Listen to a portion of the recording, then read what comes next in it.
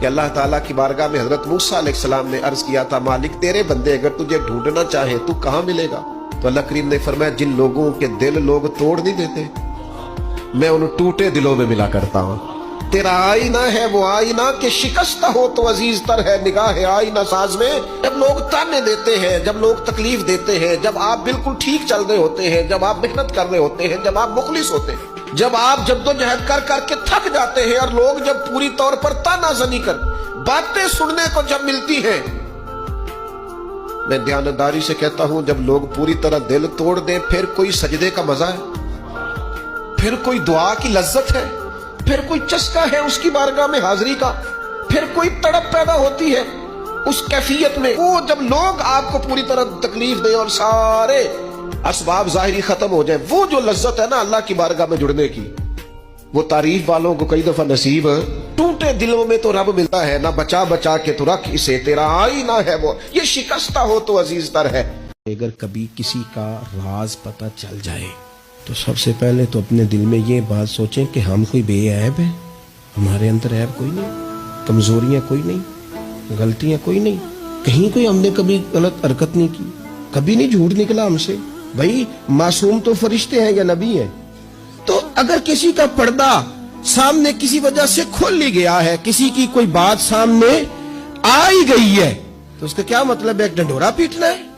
میں نے پہلے بھی کہا تھا کہ اپنی ساری غلطیوں سمیت اپنے آپ سے پیار ہے، اور دوسرے کی ایک کا پتہ چل گیا تو اس سے کیسے نفرت شروع ہو گئی جی؟ میرے نبی پاک علیہ السلام کا جو انداز ہے نا بات کرنے کا، وہ تو موہ لیتا ہے من کو۔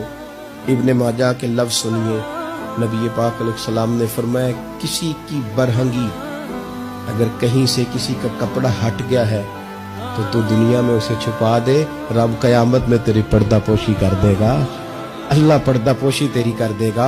اور فرمایا یاد رکھ کسی کے پردے نہ کھولنا، ورنہ تو گھر کے اندر موجود ہوگا، اندر ہی گھر کے اندر بیٹھے بیٹھے رب تجھے رسوا کر دے گا۔ نبی پاک علیہ السلام نے فرمایا اپنے دکھ لوگوں کے سامنے نہ بیان کرنا، سیٹھوں نوابوں کو نہ بتاتے پھرنا، دنیا داروں کے سامنے جا کے نہ رونا کہ میں تکلیف میں ہوں۔ فرمایا اگر دنیا داروں کو دکھ بتاؤ گے رب تمہیں کبھی غنی نہیں کرے گا، اور لوگ ہیں کہ الٹا مذاق اڑائیں گے۔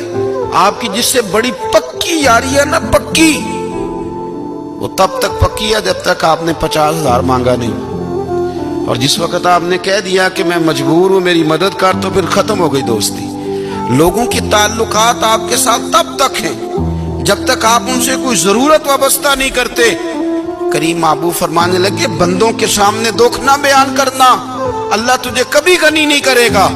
تو اپنے دکھ اپنے رب کو بتا، تو دعائیں مانگ، تو اس کی بارگاہ میں حاضر ہو، تو اس کے حضور عرض کر۔ فرمایا اپنے دکھ اپنے رب کو بتا، وہ جلدی کرے یا دیر سے کرے تجھے ساری دنیا سے بے نیاز کر دے گا، تجھے کسی کا محتاج نہیں رہنے دے گا۔ رسول کائنات نے فرمایا، رب کریم فرماتا ہے جب میرا بندہ ہاتھ اٹھاتا ہے نا تو مجھے حیا آتی ہے کہ میں خالی کیسے لوٹا دوں اس کے۔ اتنے بڑے بادشاہ کی بارگاہ میں او بھائی، لوگوں سے عزتیں تلاش کرتے ہو تو وہ کیا تمہیں عزت دیں گے؟ وہ تو کل اچھا کہتے ہیں پرسوں برا کہنے لگ جاتے ہیں۔